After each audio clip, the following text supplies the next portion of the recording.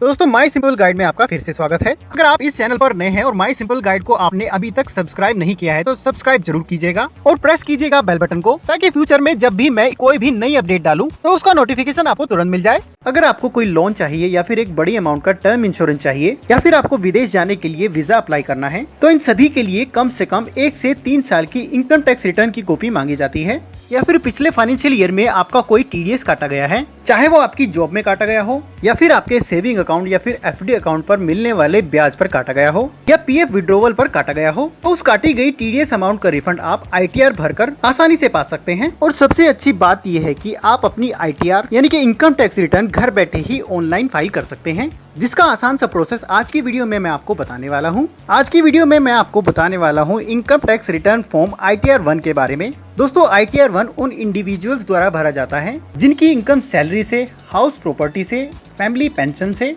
Agriculture income या फिर other sources से कोई इनकम आती है और जिसमें सेविंग और एफडी अकाउंट पर मिलने वाला ब्याज भी शामिल है। दोस्तों ऑनलाइन आईटीआर 1 फाइल करने से पहले कुछ डॉक्यूमेंट्स है जो आपको अपने पास रखने होते हैं, जैसे कि फॉर्म 16 जो आपकी कंपनी द्वारा दिया जाता है, सेविंग अकाउंट या फिर बैंक अकाउंट से मिलने वाले ब्याज की डिटेल्स आपके पास होनी चाहिए कि पिछले पूरे फाइनेंशियल ईयर में कितना ब्याज आपको क्रेडिट हुआ है। फाइनेंशियल ईयर में आपने अगर कोई इन्वेस्टमेंट करी है तो उसकी डिटेल्स भी आपके पास होनी चाहिए, जैसे कि अगर आपने कोई लाइफ इंश्योरेंस कराया है या फिर मेडिकल इंश्योरेंस कराया है, पीएफ पीपीएफ में अगर कोई इन्वेस्टमेंट करी है तो उसकी डिटेल्स भी आपके पास होनी चाहिए। आइए फटाफट जानते हैं कि ऑनलाइन अपनी आईटीआर 1 यानी कि इनकम टैक्स रिटर्न को कैसे भरते हैं। उसके लिए आपको इनकम टैक्स की वेबसाइट को ओपन करना है, यानी कि www.incometax.gov.in को ओपन करना है। वेबसाइट का डायरेक्ट लिंक मैं आपको वीडियो के डिस्क्रिप्शन में डाल दूंगा, वहां से आप क्लिक करके डायरेक्ट वेबसाइट को ओपन कर सकते हैं। जैसे ही आप वेबसाइट को ओपन करते हैं कुछ इस तरह से आपको स्क्रीन दिखाई देती है। यहाँ पर सबसे पहले आपको इनकम टैक्स के पोर्टल पर लॉगिन करना है, या फिर अगर आप पोर्टल पर रजिस्टर्ड नहीं हैं तो यहाँ पर राइट कॉर्नर में आप देखेंगे रजिस्टर पर आपको क्लिक करना है और कुछ स्टेप्स फॉलो करके आप इनकम टैक्स के पोर्टल पर रजिस्टर कर सकते हैं और अपने पासवर्ड को क्रिएट कर सकते हैं। इनकम टैक्स की वेबसाइट पर कैसे रजिस्टर करते हैं उसके लिए मैं अलग से वीडियो डालने वाला हूँ। पोर्टल पर लॉगिन करने के लिए यहाँ पर लॉगिन पर क्लिक करना है। जैसे ही आप क्लिक करेंगे यहाँ पर लॉगिन स्क्रीन दिखाई देगी। यहाँ पर यूज़र आईडी में आपको अपना पैन नंबर, आधार नंबर या फिर रजिस्ट्रेशन करते समय अगर आपने कोई यूज़र आईडी बनाई है, इन तीनों में से कोई भी एंटर कर सकते हैं। उसके बाद नीचे कंटिन्यू पर क्लिक करना है। उसके बाद नीचे पासवर्ड एंटर करना है और यहाँ पर please confirm your secure access message पर क्लिक करना है और चेक बॉक्स को सेलेक्ट करना है और नीचे कंटिन्यू पर क्लिक कर देना है। जैसे ही आप क्लिक करते हैं आपका इनकम टैक्स के पोर्टल पर लॉगिन हो जाएगा और कुछ इस तरह से डैशबोर्ड आपको दिखाई देगा। यहाँ पर सबसे ऊपर आप देखेंगे आपको एक ऑप्शन दिखाई देगा, file your return for the year ended on 31 March 2022 for assessment year 2022 and 2023। उसके बाद नीचे आपको फाइल नाउ पर क्लिक करना है। अगली स्क्रीन पर आपको अपने असेसमेंट ईयर को सेलेक्ट करना है। दोस्तों अगर आप नहीं जानते हैं तो मैं जल्दी से बता देता हूं, जिस ईयर के लिए आप इनकम टैक्स रिटर्न फाइल कर रहे हैं उसे फाइनेंशियल ईयर बोला जाता है और उसके अगले फाइनेंशियल ईयर को असेसमेंट ईयर बोला जाता है। तो यहाँ पर 2021-22 फाइनेंशियल ईयर है और 2022 आपका असेसमेंट ईयर है। तो यहाँ पर असेसमेंट ईयर में 2022-23 को सेलेक्ट कर लेना है और नीचे मोड ऑफ फाइलिंग में ऑनलाइन को सेलेक्ट करना है और नीचे कंटिन्यू पर क्लिक कर देना है।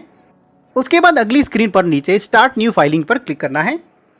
अगली स्क्रीन पर आपको स्टेटस को सेलेक्ट करना है, यहाँ पर इंडिविजुअल को सेलेक्ट करना है और कंटिन्यू पर क्लिक करना है। अगली स्क्रीन पर आपको अपने आईटीआर फॉर्म को चुनना है, यानी कि आईटीआर 1 को चुनना है और नीचे प्रोसीड विद आईटीआर 1 पर क्लिक करना है।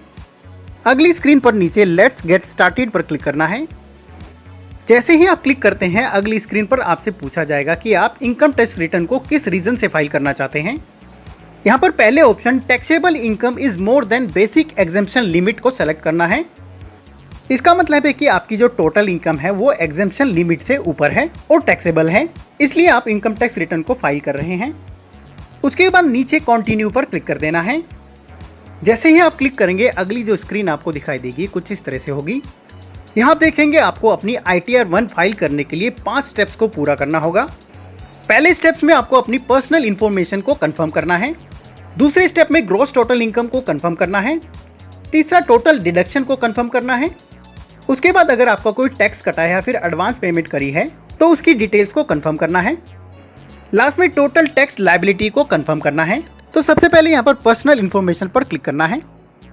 अगली स्क्रीन पर आपको अपनी पर्सनल इन्फॉर्मेशन को यहाँ पर चेक कर लेना है। उसके बाद नीचे फाइलिंग सेक्शन में filing under section 139(1) return filed on or before due date option को सेलेक्ट कर लेना है। उसके बाद नीचे are you opting for new tax regime under section 115 BAC में नो को सेलेक्ट करना है। उसके बाद नीचे स्क्रॉल करेंगे और बैंक डिटेल्स में उस बैंक को सेलेक्ट करेंगे जिस बैंक में अगर आपका कोई रिफंड बनता है वो ट्रांसफर कराना चाहते हैं। और अगर आपको कोई नया बैंक ऐड करना है तो नीचे ऐड अनदर पर क्लिक करना है और अपने नए बैंक अकाउंट की डिटेल्स डालकर उसको ऐड कर देना है। उसके बाद नीचे स्क्रॉल करना है और कंफर्म पर क्लिक करना है।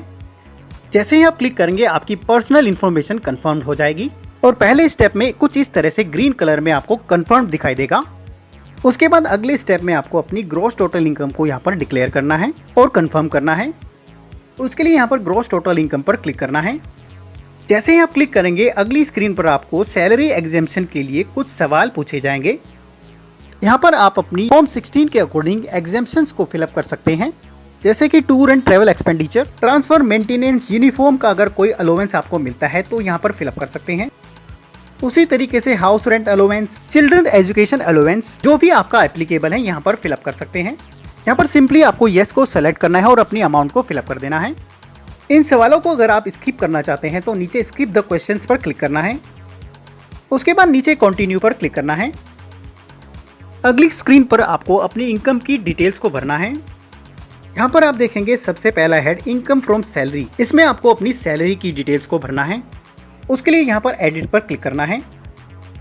अगली स्क्रीन पर यहाँ पर सबसे ऊपर सैलरी एज पर सेक्शन 17(1) में अपनी सैलरी को भरना है, यानी कि यहाँ पर आपको पिछले फाइनेंशियल ईयर में मिलने वाली टोटल सैलरी की अमाउंट को भरना है।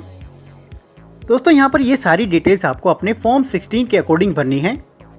उसके बाद नीचे अंडर सेक्शन 17(2), 17(3) और ऑप्शन डी में अपने फॉर्म 16 के अकॉर्डिंग अगर कोई अमाउंट दी गई है तो यहाँ पर फिलअप कर देनी है।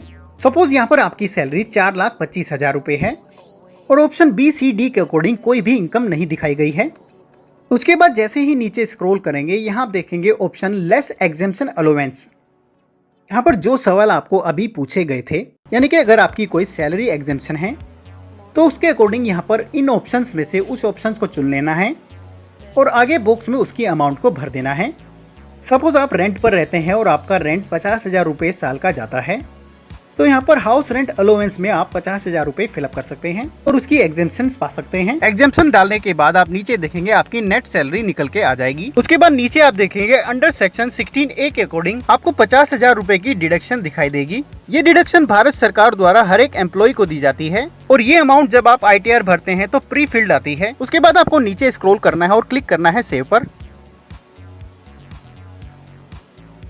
उसके बाद नीचे इनकम फ्रॉम अदर सोर्सेज में अगर आपका कोई सेविंग अकाउंट से या फिर FD अकाउंट से कोई इंटरेस्ट आता है तो उसकी डिटेल्स को इनकम फ्रॉम अदर सोर्सेज में फिलअप कर देना है। जैसे ही आप क्लिक करेंगे आपको अगेन कुछ सवाल पूछे जाएंगे। इन सवालों में आपसे पूछा गया है कि जो आपकी अदर इनकम है वो किन किन सोर्स से आती है। जैसे कि पहले ऑप्शन में आपसे पूछा गया है अगर आपके सेविंग बैंक अकाउंट से कोई इंटरेस्ट आता है तो वो कितना आता है, तो उसके लिए यहाँ पर येस को सेलेक्ट कर देना है। सपोज आपका पूरे साल का इंटरेस्ट 900 है तो यहाँ पर अमाउंट को फिलअप कर देना है। उसी प्रकार से अगर आपका कोई FD से इंटरेस्ट आता है तो नीचे यहाँ पर येस करना है और उसकी अमाउंट को फिलअप कर देना है। कंटिन्यू पर क्लिक कर देना है। उसके बाद नीचे अगली स्क्रीन पर कंफर्म पर क्लिक करना है। जैसे ही आप क्लिक करेंगे आपका ग्रॉस टोटल इनकम का स्टेप भी पूरा हो जाएगा। उसके बाद तीसरे स्टेप में टोटल डिडक्शंस की डिटेल्स को भरना है। उसके लिए टोटल डिडक्शन पर क्लिक करना है। जैसे ही आप क्लिक करेंगे आपकी डिडक्शन से रिलेटेड आपसे कुछ सवाल पूछे जाएंगे। अपनी डिडक्शंस को आप यहीं पर फिलअप कर सकते हैं या फिर इन सवालों को स्किप करने के बाद अगली स्क्रीन पर आप देखेंगे आपको income tax act 80D, 80C, 80G, 80TTA ऐसे बहुत सारे ऑप्शंस दिखाई देंगे जिनमें आप अपनी इन्वेस्टमेंट डिटेल्स को भर सकते हैं। यहाँ पर सारे ऑप्शन देखने के लिए नीचे शो ऑल डिडक्शंस पर क्लिक करना है। जैसे ही आप क्लिक करेंगे यहाँ देखेंगे आपको बहुत सारे डिडक्शंस के ऑप्शन खुल के आ जाएंगे, जैसे कि 80C लाइफ इंश्योरेंस में अगर आपने कोई इन्वेस्टमेंट किया है उसकी डिटेल्स आप यहाँ पर भर सकते हैं। 80CCC, 80GG अगर आपने कोई रेंट पेड किया है तो यहाँ पर आप डिटेल्स को फिलअप कर सकते हैं। तो अपनी इन्वेस्टमेंट के अकॉर्डिंग यहाँ पर आपको अपने ऑप्शन को सेलेक्ट कर लेना है और अपनी अमाउंट को फिलअप कर देना है। ये डिटेल्स भी आपको अपनी फॉर्म 16 के अकॉर्डिंग फिलअप करनी है। यहाँ पर एग्जाम्पल के लिए अगर आपने कोई लाइफ इंश्योरेंस कराया है और उसकी साल की EMI 10,000 रुपये जाती है तो यहाँ पर ऑप्शन 80C को आपको सेलेक्ट कर लेना है और नीचे ऐड पर क्लिक करना है। अगले स्क्रीन पर आपको अपनी साल की टोटल प्रीमियम को भरना है और नीचे ऐड पर क्लिक कर देना है। जैसे ही आप क्लिक करेंगे आप देखेंगे 80C में आपकी डिडक्शन ऐड हो जाएंगी। उसके बाद आपको नीचे स्क्रॉल करना है और कंफर्म पर क्लिक कर देना है। जैसे ही आप क्लिक करेंगे आपका तीसरा स्टेप भी कंप्लीट हो जाएगा। उसके बाद अगला ऑप्शन टैक्स पेड। अगर आपका पिछले फाइनेंशियल ईयर में कोई टैक्स काटा गया है, उसकी डिटेल्स अगर आपको यहाँ पर डालनी है तो यहाँ पर टैक्स पेड पर क्लिक करना है। जैसे ही आप क्लिक करेंगे अगली स्क्रीन पर आप अपनी टैक्स पेड की डिटेल्स को फिलअप कर सकते हैं। नॉर्मली ये डिटेल्स आपकी ऑटो पॉपुलेटेड होती हैं, यानी कि प्री फिल्ड होती हैं। अगर आपकी ये डिटेल्स ऑटोमेटिकली नहीं आ रही हैं तो आप अपने फॉर्म 16 या फिर 26AS से अपनी डिटेल्स को फिलअप कर सकते हैं। उसके बाद नीचे स्क्रॉल करना है और कंफर्म पर क्लिक करना है। जैसे ही आप क्लिक करेंगे आपका चौथा स्टेप भी पूरा हो जाएगा। उसके बाद लास्ट स्टेप में आपकी टोटल टैक्स लायबिलिटी दिखाई जाएगी। तो अपनी टोटल टैक्स लायबिलिटी को कंफर्म करने के लिए यहाँ पर टोटल टैक्स लायबिलिटी पर क्लिक करना है। जैसे ही आप क्लिक करेंगे आपकी टैक्स की टोटल कैलकुलेशन खुल के आ जाएगी। जैसा कि आप यहाँ पर देख सकते हैं डिडक्शंस को हटाकर टोटल टैक्सेबल इनकम आपको 3,15,000 रुपये दिखाई दे रही है, जिसमें से अगर बेसिक एग्जेम्पशन यानी कि 2.5 लाख रुपए अगर घटा दिए जाते हैं तो बैलेंस अमाउंट 5% टैक्स स्लैब के अंदर आती है। यानी कि बैलेंस अमाउंट 75,000 पर 5% के हिसाब से अगर टैक्स कैलकुलेट किया जाता है तो वो 3,250 निकलता है, जैसे कि आप देख सकते हैं। उसके बाद नीचे आप देखेंगे रिबेट अंडर सेक्शन 87A। दोस्तों income tax act under section 87A के अकॉर्डिंग अगर आपकी टोटल इनकम 5 लाख रुपए से कम है तो उस पर लगे पूरे टैक्स पर रिबेट मिलती है और आपको कोई भी टैक्स पे नहीं करना पड़ता है। जैसा कि यहाँ पर आप देख सकते हैं 3,250 रुपए का पूरा अमाउंट मेरा रिबेट अंडर सेक्शन 87A में डिडक्ट कर दिया गया है और टोटल टैक्स पेबल को 0 यानी कि नील कर दिया गया है। उसके बाद नीचे स्क्रॉल करना है और नीचे कंफर्म पर क्लिक कर देना है। जैसे ही आप कंफर्म पर क्लिक करेंगे आपका टोटल टैक्स लायबिलिटी ऑप्शन भी कंप्लीट हो जाएगा। उसके बाद नीचे प्रोसीड पर आपको क्लिक करना है। जैसे ही आप क्लिक करेंगे अगली स्क्रीन पर आपको अपनी रिटर्न को वैलिडेट करना है। यहाँ पर आप देखेंगे आपको कुछ इस तरह से एक मैसेज शो होगा, यानी कि पिछले साल अगर आपका कोई TDS काटा गया है और आपका कोई टैक्स पेबल नहीं बन रहा है तो वो टैक्स का अमाउंट आपको रिफंड कर दिया जाएगा। उसके बाद नीचे स्क्रॉल करना है और प्रीव्यू रिटर्न पर क्लिक कर देना है। अगली स्क्रीन पर आपको रिटर्न की समरी को कंफर्म करना है। उसके बाद नीचे स्क्रॉल करना है और प्रोसीड टू प्रीव्यू पर क्लिक करना है। जैसे ही आप क्लिक करेंगे आपकी ITR का पूरा प्रीव्यू आपको दिखाया जाएगा। उसको आपको एक बार दोबारा से चेक कर लेना है और नीचे स्क्रॉल करते हुए सबसे लास्ट में जाना है और क्लिक करना है प्रोसीड टू वैलिडेशन पर। जैसे ही आप क्लिक करेंगे आपका वैलिडेशन कंप्लीट हो जाएगा। कुछ इस तरह से आपको मैसेज शो होगा। उसके बाद नीचे प्रोसीड टू वेरिफिकेशन पर क्लिक करना है। जैसे ही आप क्लिक करेंगे अगली स्क्रीन पर आपको अपनी ITR को ई-वेरीफाई करने के ऑप्शंस दिखाई देंगे। तो यहाँ पर मैं सजेस्ट करूंगा पहले ऑप्शन को आपको यहाँ पर चूज कर लेना है और नीचे कंटिन्यू पर क्लिक करना है। अगली स्क्रीन पर यहाँ पर सबसे पहले option I would like to verify using OTP on mobile number registered with Aadhaar पर क्लिक करना है और नीचे स्क्रॉल करने के बाद कंटिन्यू पर क्लिक करना है। जैसे ही आप क्लिक करेंगे यहाँ पर इनके डिस्क्लेमर को आपको एक्सेप्ट करना है और नीचे जनरेट आधार OTP पर क्लिक कर देना है। जैसे ही आप क्लिक करेंगे आपके आधार कार्ड के साथ रजिस्टर्ड मोबाइल नंबर पर एक OTP भेजा जाएगा। उस OTP को आपको यहाँ पर एंटर करना है और नीचे वैलिडेट पर क्लिक कर देना है। उसके बाद ITR को सबमिट करने के लिए अगली स्क्रीन पर सबमिट पर क्लिक करना है।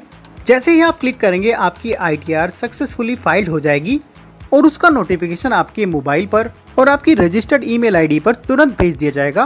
वीडियो अगर पसंद आई है तो अपने दोस्तों के साथ शेयर करना मत भूलिएगा और अगर आपकी कोई क्वेरी है तो आप कमेंट बॉक्स में लिखकर मुझसे पूछ सकते हैं और ऐसी और भी वीडियोस के लिए लाइक और सब्सक्राइब बटन को प्रेस करना मत भूलिएगा। अभी के लिए धन्यवाद। अगली वीडियो के साथ फिर से मिलेंगे। All the best.